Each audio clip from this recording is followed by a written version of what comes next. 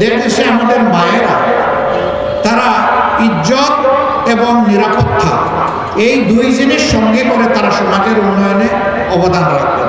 এখন তারা অবদান রাখেন, ইজ্জতও দেয় না, নিরাপত্তাও তাদের নাই। ইনশাআল্লাহ ওই কোরআনিক সমাজে তারা ইজ্জতও পাবে, তারা নিরাপত্তাও পাবেন ইনশাআল্লাহ।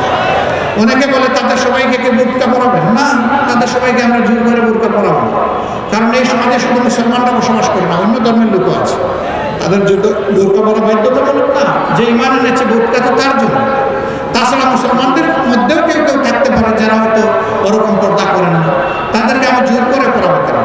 ইনশাআল্লাহ তাদেরকে আমরা শুধু এতটুকু বলবো, আপনি একজন মুসলমান, আল্লাহ আপনাকে ইমানের নূর দিয়েছেন, আপনি গর্বিত। আপনি নামাজ পড়েন, হয়তো আপনি গর্বিত। আপনি অনেক ভালো কাজ করেন, আপনি আল্লাহর শুকরিয়া আদায় করেন। যে ইসলামের এই নিয়ামত পাওয়ার জন্য আল্লাহর দরবারে আপনি পছন্দের বান্দী হতে চান, সেই ইসলামের মেহেরবানি করে পুরা সৌন্দর্যটুকু আপনার গায়ে মেখে নেয়। তখন মায়েরা আনন্দের সাথে উৎসাহী হয়ে খুশি হয়ে তারা তাদের পছন্দ মতো ইনশাআল্লাহ সেই পোশাক পরিচ্ছদ করবে।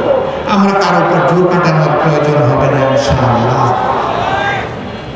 বলে যে এরা ক্ষমতায় গেলে কচু কাটা করবে হিন্দু, বৌদ্ধ, খ্রিস্টানদেরকে, কেন? তারা এই দেশে জন্ম নেয়নি? তারা হযরত আদম এবং হাওয়া আলাইহিস সালামের বংশধর না? তো তাদেরকে কচু কাটা করার আমি কি? বরঞ্চ এই যুজুর ভয় দেখাইয়া 53টি বৎসর ওই ধর্মের মধ্যে সবচেয়ে বড় ক্ষতি সাধন করেছে আওয়ামী লীগ। আমি আল্লাহর উপর ভরসা করে বলি, আন্তর্জাতিক নিরপেক্ষ তদন্ত হোক, সবার আগে জামাতে ইসলামী সর্বাত্মক সহযোগিতা করবে। কারা তাদের সর্বনাশ যুগে যুগে বছরে বছরে করেছে, এটা উঠে আসুক।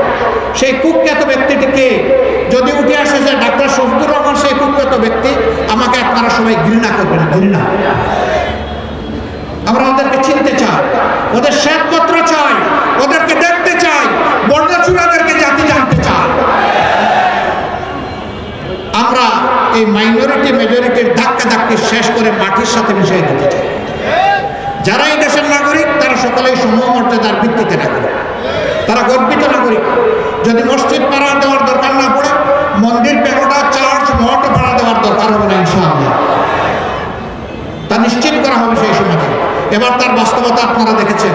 ওবায়দুল কাদের সাহেব বলেছিলেন আওয়ামী লীগ ক্ষমতা থেকে গেলে 2 দিনে 5 লক্ষ মানুষ খুন হবে। আওয়ামী লীগের 5 লক্ষ মানুষ খুন হয়েছে বাংলাদেশে। ওরা খুনি হতে পারে, ওরা